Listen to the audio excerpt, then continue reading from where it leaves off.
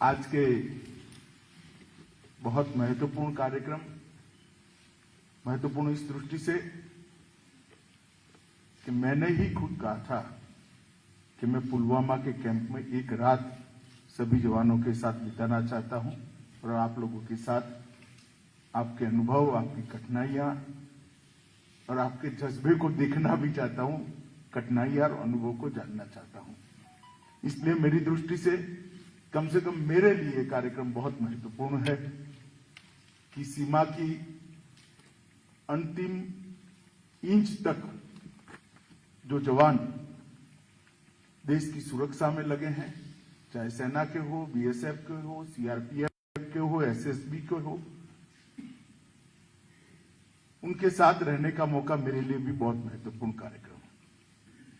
इस महत्वपूर्ण कार्यक्रम में उपस्थित श्री मनोज सिन्हा साहब, जो आज हमारे गेस्ट हैं, श्री कुलदीप सिंह जी, डीजी सीआरपीएफ, भारत सरकार के गृह सचिव श्री अजय कुमार भल्ला जी, राजीव राय भटनागर जी, डीआईबी श्री अरविंद कुमार जी, जम्मू कश्मीर सरकार के chief secretary A K. Mehta ji, DGP Jammu Kashmir Shri Dilbag Singh ji, 16 corps commander Pandey ji, Shri Pankaj Kumar Singh, DG BSF, Shri Daljeet Chaudhary, ADG CRPF, और आज जिनको मैं मिलने आया हूं, CRPF, SSB, Jammu Kashmir police, BSF, सेना और सीआईएफएस के सभी प्यारे जवानों। आज का ये कार्यक्रम मेरे 3 दिन के जम्मू कश्मीर के दौरे का अंतिम कार्यक्रम है और मैं निसंकोच, मीडिया के माध्यम से पूरे देश में जाने वाला है, मगर मैं निसंकोच कह सकता हूं सबसे महत्वपूर्ण और उपयोगी कार्यक्रम ये आज का अभी का हमारा कार्यक्रम है।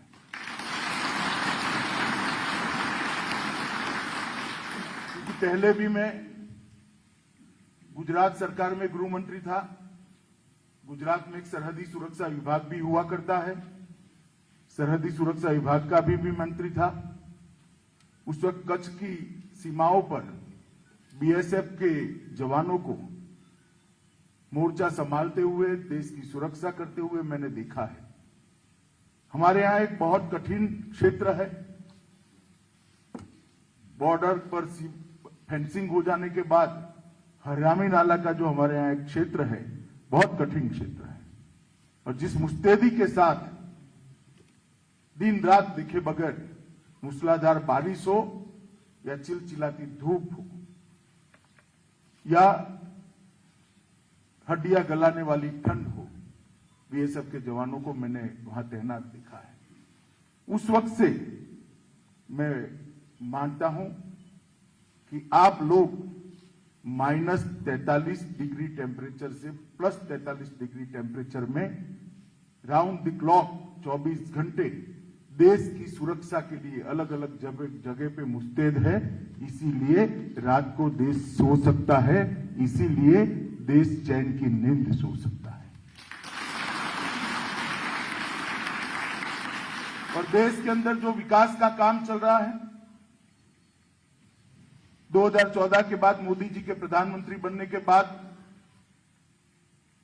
देश ने जिस द्रुत गति से विकास के रास्ते पर चलना शुरू किया है, निश्चित ही हम सबका भरोसा है कि कुछ ही समय के अंदर दुनिया की सभी अर्थतंत्र में भारत अपना स्थान मजबूत से मजबूत जगह पर अंकित कर लेगा। 11वें नंबर पर हम थे 2014 में, आज 6ठे 5वें पर हम आगे पीछे होते हैं, मगर मुझे भरोसा है 2024 तक हम 3 नंबर पर निश्चित पहुंच जाएंगे और ये बहुत बढ़िया मकाम माना जाएगा। और ये जो आर्थिक विकास हो रहा है देश भर के अंदर, इंफ्रास्ट्रक्चर से लेकर इंडस्ट्रियल डेवलपमेंट से लेकर देश के एजुकेशन के अंदर आमूलचूल परिवर्तन से लेकर कई क्षेत्रों में, मैन्युफैक्चरिंग में भी बहुत बड़े बदलाव आ रहे हैं। वो बदलाव इसलिए हो रहे हैं कि सेना और सीएपीएफ का मेरा जवान मोर्चे पर डटा हुआ है और सभी नापाक इरादों को वो धूल के अंदर मिलाने के लिए सक्षम है। इसलिए देश में डेवलपमेंट संभव हो रहा है। आज मैं यहां आया हूं तब आजादी का अमृत महोत्सव चल रहा है। हमारे आजादी के 75वां साल चल रहा है। आजादी का अमृत महोत्सव किसी भी के देश के लिए बहुत महत्वपूर्ण होता है। सब देश उसको बड़े उत्साह के साथ मनाते हैं, मगर हमारे प्रधानमंत्री जी ने एक अलग प्रकार से इसको आजादी के अमृत महोत्सव को मनाने का फैसला किया है। हम उत्साह के साथ मनाएंगे, बहुत सारे अचीवमेंट हमने किए, अचीवमेंट का गुणगान भी करेंगे और अचीवमेंट के लिए जो कंट्रीब्यूटर है उनकी पीठ थपथपाने का भी काम करेंगे। परंतु इसके साथ साथ आजादी का अमृत महोत्सव हम सब के लिए, जब आजादी के 100 साल होंगे तब भारत कहां होगा, इसके लक्ष्य तय करने का भी समय है। 75वें साल में ही देश के अंदर जितने लोग अलग अलग तरीके से देश के लिए काम कर रहे हैं, उनको अपना एक संकल्प तय करना है, एक लक्ष्य तय करना है। जब आजादी के 100 साल होंगे, हो सकता है हम लोग न हो, मगर देश होगा। तो आजादी के 100 साल होंगे तब देश कहां होगा, हर क्षेत्र के अंदर ये तय करना, इसका संकल्प लेना, इसका लक्ष्य निश्चित करने का हमारे लिए साल है। मैं यहां पर आप लोगों को कोई लक्ष्य देने नहीं आया हूं। लक्ष्य निश्चित हर हमारे बल का निर्धारित करेंगे, परंतु आज ये कहने आया हूं कि सारे लक्ष्यों की पूर्ति तभी हो सकती है जब हम हमारे देश पर गलत दृष्टि से देखने वालों से देश को सुरक्षित कर दे, और वो काम आप लोगों ने करना है, हम लोगों ने करना है। और आजादी के अमृत महोत्सव के वक्त ही आज मैं आपके सामने आया हूं। मेरे लिए भी एक दृष्टि से ये सौभाग्य की बात है और बहुत आनंद का विषय है कि आजादी के अमृत महोत्सव में मैं आज यहां पर पुलवामा में आप लोगों के साथ एक रात्रि निवास करने का मुझे मौका मिलेगा। मित्रों, धारा 370 और 35 से हटाई तब ढेर सारी अटकलें लगती थी और कोई गलत नहीं थी। बहुत बड़ा रिएक्शन आएगा, आना संभव भी था। हो सकता है बहुत बड़ा रक्तपात भी होगा, होना संभव भी था। मगर मैं आप सभी को आज कहने आया हूं, मुक्त मन से कहना चाहता हूं, आपकी मुस्तैदी के कारण कहीं पर किसी को एक गोली भी नहीं चलानी पड़ी। ये हम सब के लिए बहुत बड़ा विषय है। देश हित में, कश्मीर के हित में इतना बड़ा फैसला लेने के बाद भी जिस मुस्तैदी के साथ आप लोगों ने यहां मोर्चा संभाला, लगभग सभी बल के मिलकर 28,000 से ज्यादा जवान हैं, मुझे ठीक गिनती याद है, 28,000 से ज्यादा। जम्मू कश्मीर पुलिस की फोर्स अलग थी, मगर जिस मुस्तैदी के साथ मोर्चा संभाला, कोई रक्तपात बगैर कश्मीर के अंदर विकास के नए युग की शुरुआत हुई है। परिणाम देखिए, जिस पुलवामा को देश और दुनिया हमारे जवानों पर हुए निर्मम हमले के रूप में जानता था, वही पुलवामा में आज 2000 करोड़ का मेडिकल कॉलेज बनने की शुरुआत हुई है। ये इतना बड़ा परिवर्तन। अगर शांति हो, सुरक्षा हो और चुने हुए प्रतिनिधियों ने विकास के लिए ठान लिया हो, तो क्या हो सकता है। जम्मू कश्मीर इसका उदाहरण है। ढेर सारे क्षेत्रों में आज जम्मू कश्मीर में विकास 2 दूनी रात चौगुनी द्रुत गति से आगे बढ़ रहा है। इन्वेस्टमेंट आ रहा है, नए नए इंस्टीट्यूशंस आ रहे हैं, IIM हो, IIT हो, एम्स हो, निफ्ट, कोई ऐसा इंस्टीट्यूट नहीं है नेशनल लेवल का, राष्ट्रीय कक्षा का, जो आज जम्मू कश्मीर में काम करने के लिए जिसका निर्णय नहीं हो गया है। जम्मू कश्मीर को हर दृष्टि से बदलने की शुरुआत हुई और मुझे पूरा भरोसा है जब मोदी जी का ये स्वप्न जम्मू कश्मीर के विकास का समाप्त होगा, हम सफलतापूर्वक इस रास्ते पर आगे बढ़ेंगे। यहां पर हमेशा के लिए अमन, चैन और शांति का भी हम प्रादुर्भाव देखेंगे। इसको हम अपने जीवन काल में ही देख पाएंगे, मुझे पूरा भरोसा है। मित्रों, कानून और व्यवस्था की परिस्थिति भी बहुत सुधरी है। मैं कोई बहुत आंकड़े देना नहीं चाहता, परंतु इतना जरूर बताना चाहता हूं, मैं 90 के दशक में भी आपको ले जाना नहीं चाहता, जब यहां पर चरम सीमा पर था। सिर्फ 2004 से 2014 का 10 साल का एवरेज देना चाहता हूं। आम नागरिकों का मृत्यु उस वक्त कुल 10 साल में 2081 हुआ था, तो 208 आम नागरिक सालाना मारे जाते थे और सुरक्षा बलों के 105 जवान मारे जाते थे। और 2014 से लेकर 2021 तक ये आंकड़े हम देखें तो सुरक्षा बल के जवानों में शहीद होने वालों की संख्या 105 से घटकर 60 पर रह गई है और नागरिकों को मारने की घटनाओं की संख्या और व्यक्तियों को मारे जाने की संख्या 208 से घटकर केवल 30 रह गई।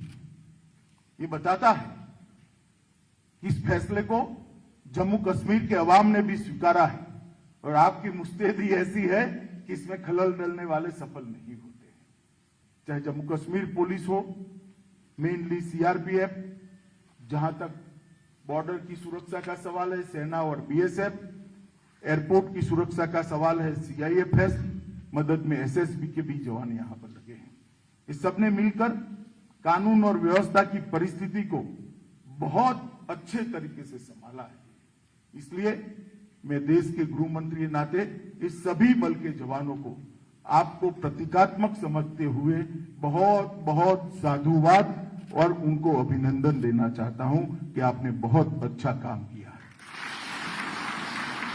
पत्थरबाजी की घटना भी अगर ढूंढ कर ढूंढनी पड़े तब नजर में आती है। एक जमाना था कि कश्मीर के अंदर पत्थरबाजी आम, आज पत्थरबाजी की घटनाओं में भी बहुत कमी आई, मगर मैं आज आपको कहना चाहता हूं कि इससे हमें संतुष्ट होने की जरूरत नहीं। 30 नागरिकों की भी जान क्यों जाए? आतंकवाद के प्रति इसके विरोध में नरेंद्र मोदी सरकार की जीरो टॉलरेंस की नीति है, हम इसको सहन ही नहीं कर सकते। ये मानवता के खिलाफ, और जो लोग इस गतिविधि में लिप्त हैं वो जघन्य कृत्य कर रहे हैं और उससे आम जनता को बचाना, कश्मीर को बचाना और उनको सुरक्षित रखना हमारी प्राथमिकता होनी चाहिए, हमारी प्रायोरिटी होनी चाहिए। और जब मैं सीआरपीएफ के कैंप में आया हूं तब सीआरपीएफ का एक उज्जवल इतिहास है। अभी पुलिस दिन गया है, अभी गया है। सभी सीएपीएफ और सभी राज्यों की पुलिस के लगभग 36,000 से थोड़े कम, मगर 36,000 कह सकते हैं, इतने जवानों ने अपना सर्वोच्च बलिदान इस देश की कानून और व्यवस्था और आंतरिक सुरक्षा को संभालने के लिए दिया है। सीआरपीएफ के भी 2200 से ज्यादा जवान शहादत को खुद ही निमंत्रण देते हुए इस देश के लिए सर्वोच्च बलिदान दिया है, हम उसको भुला नहीं सकते। कल सुबह मैं जाने से पहले शहीद स्मारक पर सभी देश के पुलिस बल के जितने भी जवान शहीद हुए हैं उनको प्रतीकात्मक रूप से सीआरपीएफ के शहीद स्मारक पर श्रद्धांजलि देकर ही यहां से जाऊंगा। मित्रों, मैं एक और चीज की ओर आप सबका ध्यान दिलाना चाहता हूं। नरेंद्र मोदी सरकार ने सीएपीएफ के जवानों के लिए ढेर सारे काम करे। 1300 मकान बनाए, कई पोस्ट बनाई है, कई बंकर बनाए हैं, कई प्रकार के छोटे छोटे सुधार भी किए हैं। हालांकि इससे आपकी सभी तकलीफें दूर हो गई ऐसा मैं नहीं मानता, परंतु काफी गति बढ़ाई। भारत के वीर के अंदर कोविड की ड्यूटी करते, मतलब कोविड के खिलाफ लड़ाई की ड्यूटी करते करते जो जवान हमारे बीच में नहीं रहे, उनको भी शहीद का स्टेटस देकर हमने भारत के वीर से कंट्रीब्यूशन उनको देने का तय किया। परंतु एक चीज पर मैं आपका जरूर ध्यान दिलाना चाहता हूं, और मुझे इसमें यहां पर जो सारे डीजी भी बैठे हैं और सारे जवान भी और आईजी कक्षा के, एडिशनल डीजी कक्षा के अधिकारी भी बैठे हैं, मैं सबको कहना चाहता हूं कि अभी हमने शुरू किया है आयुष्मान सीएपीएफ का कार्ड देना। वैसे तो कुछ महीना इसमें थोड़े लेट हो गए हैं, मगर अब इसमें कोई गतिरोध नहीं। मेरा आग्रह है कि हर जवान को 2 कार्ड दिए जाए, एक जवान अपने पास रखेगा और एक अपने परिवार में दे देगा। भगवान न करे आपके परिवार में कोई भी बीमारी आती है या इस प्रकार की आफत आती है, तो आयुष्मान भारत कार्ड से आप अनलिमिटेड आपके परिवार का सारा मेडिकल का खर्चा दिए बगैर पूरा उपचार कर सकते हो। कोई बिल देने की जरूरत नहीं है, कोई एप्लीकेशन देने की जरूरत नहीं, कोई धक्का खाने की जरूरत नहीं, कोई जरूरत नहीं। ना आपको बिल अप्रूव कराने के लिए यहां इतने सारे कागज जमा कराने, कुछ नहीं कराना है। घर में एक कार्ड दे देना है। एक कार्ड के अंदर ही इनबिल्ट होंगे आपके सारे परिवारजनों के नाम,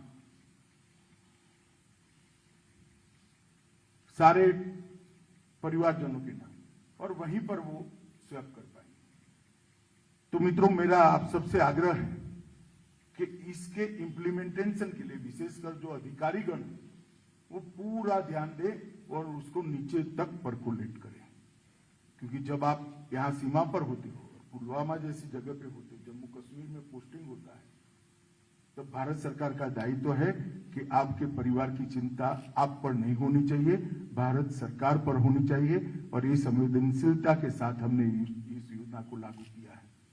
मित्रों, मैं बहुत ज्यादा बात करना नहीं चाहता।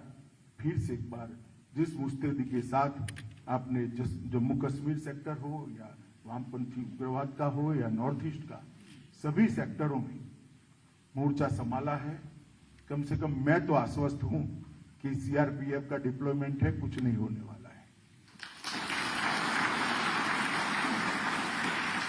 देश में कभी भी कहीं पर भी दंगे हालांकि अब कम होते हैं, अच्छाई है कम होते हैं, मगर कहीं भी दंगे होते हैं, चुनाव होता है तो राज्य के मुख्यमंत्री का फोन आएगा तो मुझे तुरंत कहेगा, भाई साहब रैपिड एक्शन फोर्स और सीआरपीएफ को भेजिएगा। ये जो क्रेडिबिलिटी बनाई है हमारे लोगों ने, ये विश्वसनीयता जो खड़ी की है, एक कठोर परिश्रम और बलिदानी जज्बे के कारण खड़ी हुई है। मेरा आप सबको आज विनंती भी है कि परंपरा को हम आगे बढ़ाएं और उज्जवल बनाएं, और आने वाले दिनों में अच्छे से अच्छी पढ़ाई लिखाई करने वाला व्यक्ति भी सीएपीएफ में ज्वाइन करने के लिए अपने आप को देश की सेवा का जरिया समझते हुए समर्पित करे। इस प्रकार का उज्जवल इतिहास हम सभी सीएपीएफ का बनाएं। आज आप सभी को मिलकर साच अर्थ में हृदय में बहुत आनंद हुआ। फिर से एक बार पुलिस बल के जो 36,000 के करीब जवान शहीद हुए हैं, वो सबको पूरे देश की ओर से, नरेंद्र मोदी सरकार की ओर से हृदय से श्रद्धांजलि देकर मेरी बात को समाप्त करता हूं। भारत माता की जय।